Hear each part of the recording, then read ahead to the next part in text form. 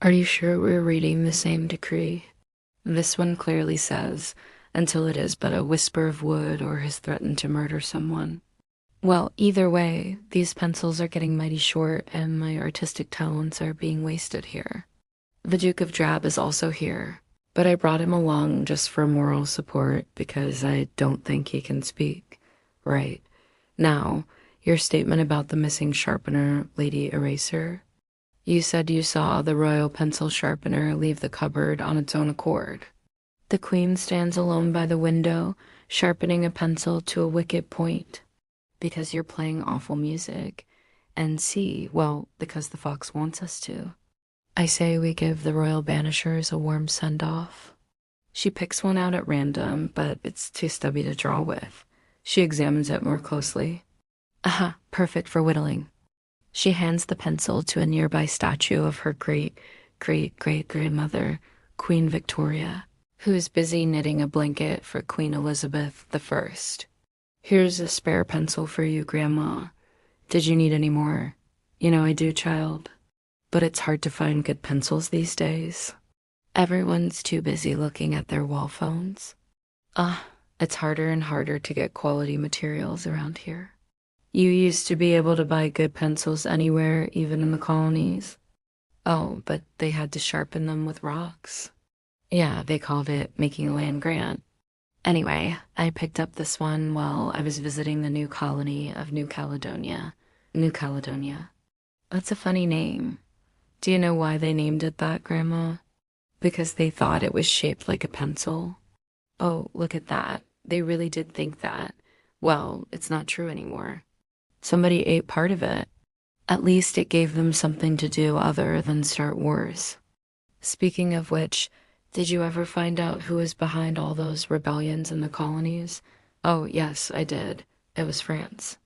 Why would you trust a country whose flag is shaped like a chef's hat? But enough about them. Tell me, how is the blanket coming along? Almost finished, but I'm having trouble with the fringe. Oh, don't worry. I'll get right to work on that tomorrow. You know what they say, never trust a stationery set that doesn't sharpen itself. Thank you for watching this episode. If you liked it, please hit the like button so we can take over and make all the shows better. See you next time. Let's all play the Banishers March. But I wrote it in E-flat. Please, your majesty, let us stay. Without us, how will you fill the long and awkward silences at the ball? With my art, I suppose. As the queen throws herself back into the royal pencil collection, Lady Gravina turns to the band. Thank you for playing tonight. You've played brilliantly, and the fox has been absolutely right. You must pack up and leave immediately. The band leader looks crestfallen, but he quickly recovers his spirits. Of course, anything you wish, Lady Gravina. I must say, though, it's a shame to end the evening so abruptly. Yes, it's a shame. But you know what they say, the night is young. We can take the party elsewhere. The band strikes up a lively tune, and the queen steps back into the light. Perhaps I misjudged you, Mr. B. The music isn't so bad after all. She throws a handful of sawdust out the window and watches it drift through the air like fallen snow. Lady Gravina joins her. Is something bothering you, Majesty? Just thinking how everything changes and yet nothing does. When I was young, we didn't have bands playing terrible music, but the solution was simple. You just put on a record, now nobody dances. The queen throws another handful of sawdust out the window. It drifts through the air like confetti. Oh, it's just such a beautiful night, isn't it, Your Majesty? Yes, it is. Not a care in the world, not a sound to be heard, except the lonely cry of a fox in a henhouse. Wait, no, that's just the band. Listen, the fox is trying to tell us something. You can hear them, can't you, Your Majesty? Can't hear what? It's too muffled. Too muffled. Maybe if I sharpen this pencil to a finer point, I could eavesdrop on the fox. The queen spends the next hour sharpening her pencil to a needlepoint. Finally, she holds it up to her ear. Ah, now I can hear the fox. He says, "Stop playing that infernal racket, you drunken buffoons. It's vile." Who asked you to play this wretched music? It's vile, and it's making me lose my voice. And for heaven's sake, call the palace guard. I haven't eaten in days. Huh? What was that last bit? Nothing important. Never mind. The queen takes the sharpened pencil and marches downstairs to confront the band. Lady Gravina follows close behind. That sounds pretty accurate. Yes, it did leave on its own accord. I watched it roll away like a little greyhound. But I saw nothing of the sort. I saw the royal pencil sharpener fall out of the cupboard, dear lady, when the careless palace guard slammed the door. He slammed the door. Yes, he did slam the door. Why? Because he was bored. Because he was bored. Then what else do you expect the palace guards to do? Guard the palace? Are you daft? They've been guarding this pencil sharpener for weeks. I imagine they'd rather guard the palace. How does guarding a pencil sharpener stop it from leaving the palace? It doesn't. So I never said it was a good plan. If only there was some way to sharpen these pencils without the aid of a sharpener. A method so precise, so elegant, so utterly unfathomable that no saboteur could hope to interfere. Maybe I should just learn to write backwards. No, that won't hide the pointed ends. Ooh, what if I cover them in hats? It's too bulky. And what if I coat them in fine garments? No, they'll still be sharp enough to puncture a lung. Oh, why must this kingdom lack proper stationery? Act 2. The case of the sharpener snatcher. Where are the suspects? We got the Earl of Erasable, the Baron von Blunts, and the Duchess of Dulmus. So the pencil sharpener did indeed leave the premises, driven by an unknown force. And then it went straight to the royal hedgehog enclosure, really? Yes, really. It attempted to sharpen itself on the iron bars of the hedgehog's cage, and it left these shavings as souvenirs. Good Lord, look at those. It's our only lead, Lady Gravina. But I fear it's a false trail. Those shavings are not from the royal pencil sharpener. What? Then where are the shavings from? Why, from here, of course. You see, when the palace guard slammed the door, the force knocked a few spines off the royal hedgehogs. What? You knew this wasn't a real pencil sharpener? Of course I did. It is just a part of my official duties as royal artist to search for inspiration in the most unlikely of places. It's not easy being an artist, you know? All this creativity, this imagination, it comes at a cost. Most people just channel their inner child and draw pictures of George Washington as a baby. But me, I get existential dread. I mean, what is art but a fleeting glimpse into the human condition? A desperate attempt to impose order on an increasingly meaningless universe. And my only subject is a bunch of hedgehogs. Act 3. Sharpened to a point. The grand ball is in full swing. There's dancing, there is drinking, there is a band playing music nobody asked for. Right, no. Mr. B, you and your band of merry men are hereby banished from the premises. B.Y. Epilogue: the Queen is alone again, surrounded by hundreds of pencils. A history of England in 5 minutes, now that the Dark Ages were over. Europe was entering a new era of enlightenment and exploration. Meanwhile, England would continue to be ruled by monarchs with questionable hygiene habits until 1714, but we getting ahead of ourselves. Chapter 1. The year 0-1453. He married a woman named Constance whose idea of rebellion was storing spoons upside down. He believed firmly in ignoring things. This served him well during the Gunpowder Plot, which he missed due to being deeply engrossed in adjusting a drawer. England, meanwhile, was having problems of its own, namely the ascension of a new king who couldn't speak English. The Industrial Revolution was underway. Cities were expanding and steam-powered tractors were becoming a common sight. The dawn of the 20th century brought with it unprecedented challenges, a global pandemic, a world war, and for the Pottlethorpes, the sudden onset of self-awareness. Having successfully avoided playing any meaningful role in the events of the past 500 years, The family was shocked to learn they were part of something called history. Their efforts to continue living as they had for centuries were thwarted by the outside world as insistence on changing.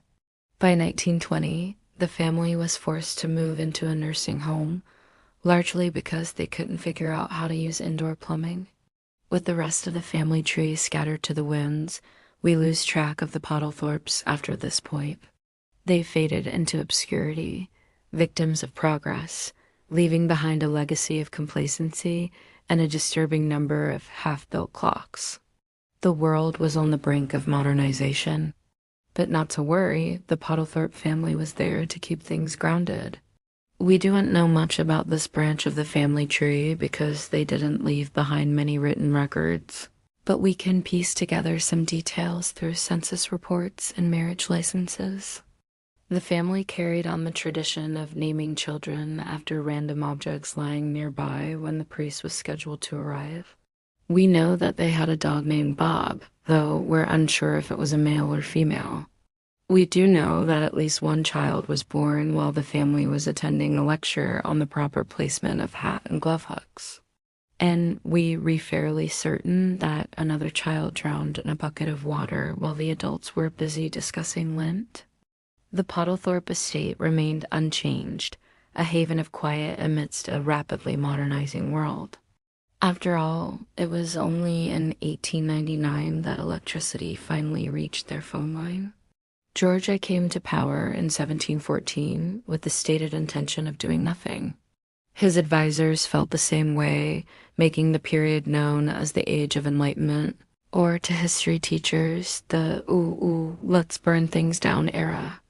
The American colonies grew increasingly frustrated with British rule, especially since Britain had changed its tune on taxation and started demanding that the colonies pay their share. The Pottlethorpes were oblivious. Percival Jr. had inherited his great-grandfather's enthusiasm for useless objects and spent most of his days building increasingly complex systems to measure air pressure, humidity, and other things he learned didn't matter. Only two people understood his work, and both of them were confused, but society had changed around the Pottlethorpes. New ideas about science and democracy were in the air, and the public craved enlightenment. To keep up, the family invested in a newspaper subscription, which mostly served to annoy them with talk of liberty, equality, and revolution. When the American War of Independence broke out, they were briefly concerned that their paper might arrive late, but it didn't, so everything was fine. In 1789, France experienced its own revolution. The news reached England in the form of a single muddy pamphlet. The Pottlethorpes passed it around for everyone to read twice. Then they put it in a box for safekeeping. If the revolution in France failed, they figured, then it probably wasn't all that great an idea anyway. As the century wore on, Britain became a global powerhouse. They held on to this fact with grim determination. There were rumors of industrialization on the horizon, but no one could quite agree if that was a good thing or not. So the Pottlethorpes continued as they always had, utterly perplexed by the world around them. In 1666, as flames engulfed London in the Great Fire, the Pottlethorpes were visiting cousin Mavis in Surrey for her birthday, a celebration famously featuring 6 types of bread and no music. Upon returning to find much of London charred, they sighed and commented on the inconvenient smell. Bartholomew's son, Percival, developed a fascination with water clocks, though none of his worked. He built 14. None kept time, but one accidentally made a decent soup when he did. The family was delighted.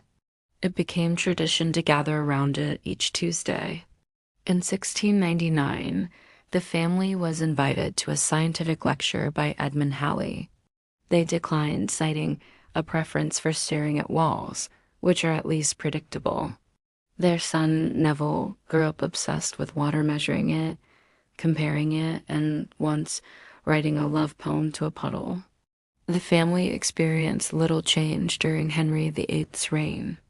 When asked their opinion on the Reformation, Neville responded, It sounds like paperwork. During the dissolution of the monasteries, the Pottlethorpes managed to acquire a broken candlestick and a shoehorn, both of which became family heirlooms. In 1582, they almost attended a Shakespearean play but turned back due to an uncomfortable breeze. They later claimed to have seen Hamlet's uncle, but it turned out to be a man from Dover who sold eels. The Pottlethorpes remained content, baffled by neighbors who pursued things like ambition, progress, or outdoor hobbies. By the end of the century, Neville had built a modest library consisting of 4 books, the proper folding of towels, an account of acceptable dust colors, the lament of the teacup, and, a chronicle of minor household accidents. In the year 1453, while Constantinople fell and empires shifted, one Hubert Pottlethorpe arrived in London with a goat, 3 onions, and an intense aversion to excitement. He had left the hamlet of Tittlethorpe under Sob to escape what he described as unwelcome local interest in jousting. His dream? To find somewhere dull enough to die unnoticed. He settled on a small patch of land south of the Thames, just far enough from the city walls to be considered unnecessary. His cottage was immediately described by neighbors as adequate. The roof leaked slightly but consistently, and the fireplace was known more for smoke than fire. Hubert spent most of his days categorizing pebbles by warmth. Hubert married Mildred, a woman whose favorite topic of conversation was lint. Together they had 3 children, Ernest, Gertie, and Not Sure Yet. The children inherited their parents' fondness for silence and tepid porridge. When the Wars of the Roses broke out, Hubert assumed it was a floristry disagreement and continued repainting his garden gate. He missed several skirmishes due to being deeply involved in a riveting experiment with string tension. When asked if he supported the House of York or Lancaster, he replied, "Whichever one makes fewer changes." Hubert died in 1498 after an unfortunate accident involving a loose turnip and a startled chicken. He left behind a will written in invisible ink and a legacy of apathy. Chapter 2. The slightly damp century Ernest Pottlethorpe took over the estate, which now included an extra shed. Chapter 3. Though we heard a noise years, the 17th century began with Bartholomew Pottlethorpe, a man of mild taste and strong opinions about lukewarm soup. Chapter 4. The Glorious Revolution and the Rise of King George I.